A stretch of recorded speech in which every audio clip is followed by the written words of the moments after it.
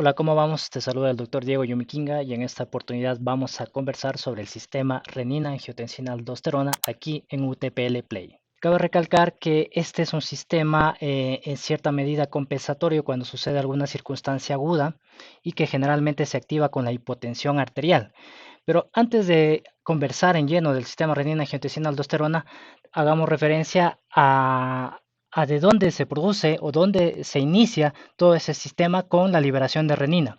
En esta oportunidad tenemos acá una nefrona, tenemos un glomérulo, tenemos una arteriola aferente, el tubo contorneado proximal, el asa de Henle, el túbulo contorneado distal y finalmente tenemos el túbulo colector. ¿Qué sucede cuando existe una situación como una hipotensión arterial? Nuestro cuerpo reacciona con la finalidad de compensar esa hipotensión arterial que se está presentando. Y lo que hace es enviar señales a unas células especializadas que se encuentran acá a nivel de la arteriola aferente, que se denominan células yuxtaglomerulares. Estas células son las encargadas de producir y al mismo tiempo almacenar la primera sustancia de todo este gran sistema renina-angiotensina-aldosterona, que es la renina. En esencia, la renina se produce a nivel de las células justaglomerulares, teniendo como efecto o como un factor que predispone justamente su liberación la hipotensión arterial. Sin embargo, también existen otros factores que predisponen la salida o la secreción de esta sustancia denominada renina, y en este caso se trata de centros que se encuentran a nivel aórtico y a nivel carotidio, que son vasoreceptores. Estos vasoreceptores de igual manera captan la señal que emite el cuerpo debido a la presencia de la hipotensión arterial y emite señales a través del sistema nervioso parasimpático al sistema nervioso central, que tiene un solo objetivo. El objetivo es nuevamente estimular a estas células justaglomerulares que se encuentran en la arteriola aferente para que se pueda dar la liberación de la renina como tal. Entonces, hasta ahí tenemos dos factores o dos circunstancias que promueven la liberación de la renina. Cuando se produce el tema de hipotensión arterial, muchas de las veces se suscita que puede haber una afectación de la volemia. La volemia es muy importante en cuanto a la regulación de la presión arterial sanguínea, debido a que si existe menos cantidad de volemia, en estas circunstancias lo que va a favorecer es la presencia de la hipotensión arterial y viceversa. Muchas de las circunstancias cuando existe una volemia aumentada o exagerada en relación al volumen como tal, se suscita la hipertensión arterial. Cuando existe hipovolemia, todo el volumen que llega a nivel del túbulo contorneado proximal lo hace de manera más lenta, con un solo objetivo, con el objetivo de que a nivel del túbulo contorneado proximal se absorba mayor cantidad de sodio y mayor cantidad de agua. Hay que tener presente que desde el punto de vista fisiológico, esta zona, el túbulo contorneado proximal, absorbe aproximadamente el 70% de agua y de sodio. ¿Y qué supone esto? Supone que al absorber mayor agua, va a haber mayor volemia en nuestro cuerpo y esto va a favorecer una normotensión. De igual manera, si existe un proceso crónico, al absorber mayor agua y mayor sodio a nivel del túbulo contorneado proximal, va a predisponer a que exista hipertensión arterial. En conclusión, mayor volemia, hipertensión arterial; menor volemia, hipotensión arterial. Entonces, todos estos mecanismos nuevamente conducen o activan a estas células justaglomerulares para que se produzca la liberación, en este caso, de la sustancia denominada renina. Y es aquí en donde arranca todo este proceso denominado sistema renina-angiotensina-aldosterona. Ahora, esta renina es una sustancia que va a activar justamente otra sustancia que va a estar producida a nivel del hígado o a nivel hepático. El hígado va a producir una sustancia que se denomina angiotensinógeno y esta va a estar libre a nivel de la sangre, va a estar circulando, esperando justamente a esta sustancia denominada renina para que la active, para que la transforme. En este caso va a hidrolizar esta renina a la sustancia denominada angiotensinógeno con un solo objetivo, de transformar este angiotensinógeno en angiotensina 1.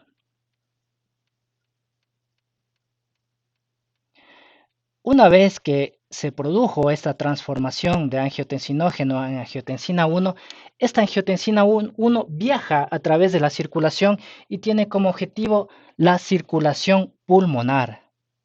¿Pero por qué razón? Viaja hacia la circulación pulmonar porque acá, a este nivel, va a encontrar una enzima que la conocemos comúnmente con el nombre de ECA, ¿sí? Que es la enzima convertidora de angiotensina. Esta enzima convertidora de angiotensina va a hidrolizar, va a transformar esta angiotensina 1 y gracias a esta ECA, esta angiotensina 1 en cambio se va a transformar en angiotensina 2.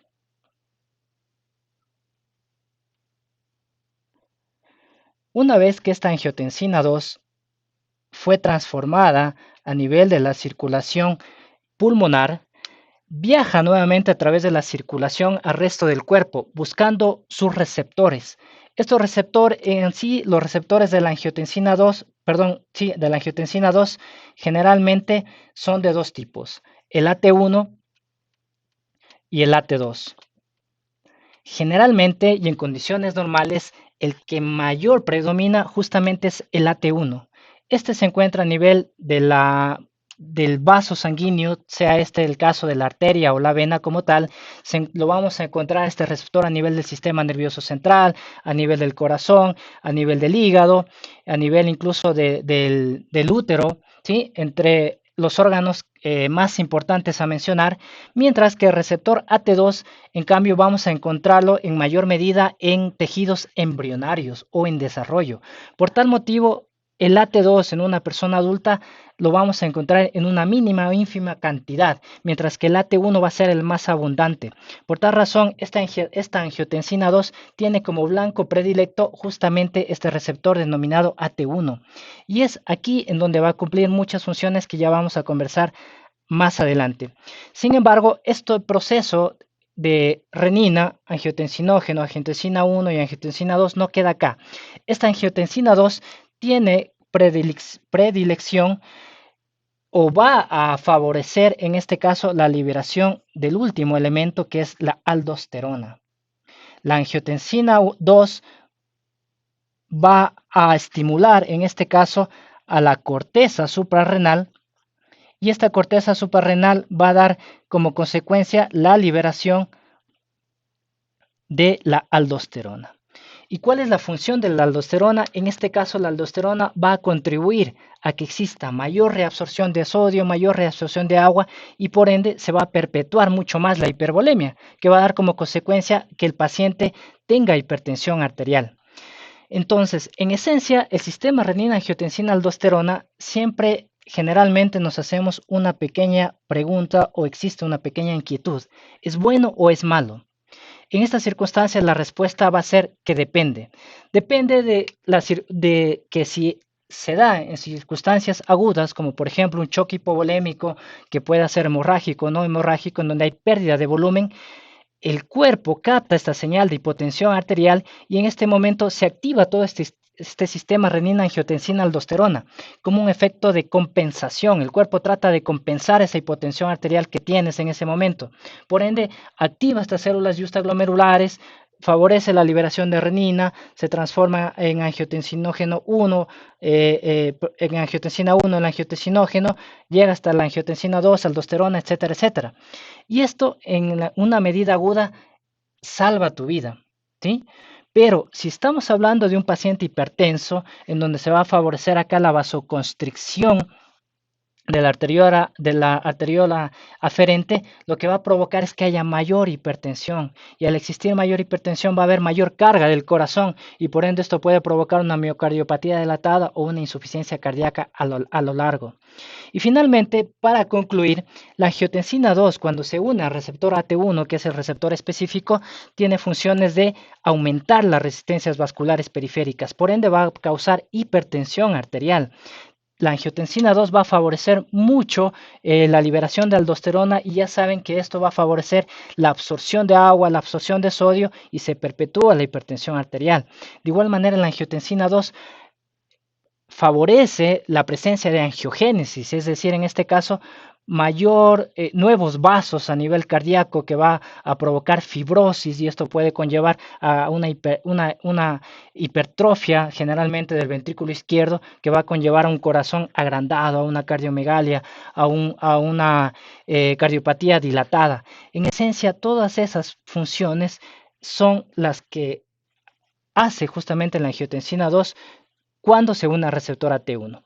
Por eso es que desde el punto de vista farmacológico tenemos fármacos que justamente inhiben acá esta enzima, que son los denominados YECA, que son los inhibidores de la enzima convertidora de angiotensina. Uno de esos es el enalapril, que justamente bloquea esta enzima convertidora de angiotensina y por ende no va a haber quien transforme esta angiotensina 1 a angiotensina 2 y de esta manera disminuye los efectos de la angiotensina 2, que es disminuir las resistencias vasculares periféricas y por ende la hipotensión arterial. Y otro de los medicamentos también más utilizados justamente son los ARA2, los antagonistas de los receptores de angiotensina 2, que justamente bloquean este receptor AT1 y por ende no va a haber el receptor el cual se une a la angiotensina 2 y de esta manera no va a haber todas estas funciones que habíamos conversado previamente de la angiotensina 2. Y lo que promueven estos fármacos, tanto los YECA y los ARA2, pues es reducir en este caso las funciones de angiotensina 2 y promover la hipotensión arterial. Bueno, eso es todo lo que les quería charlar en esta pequeña clase. Espero que haya sido de su agrado y nos veremos en una próxima. Adiós.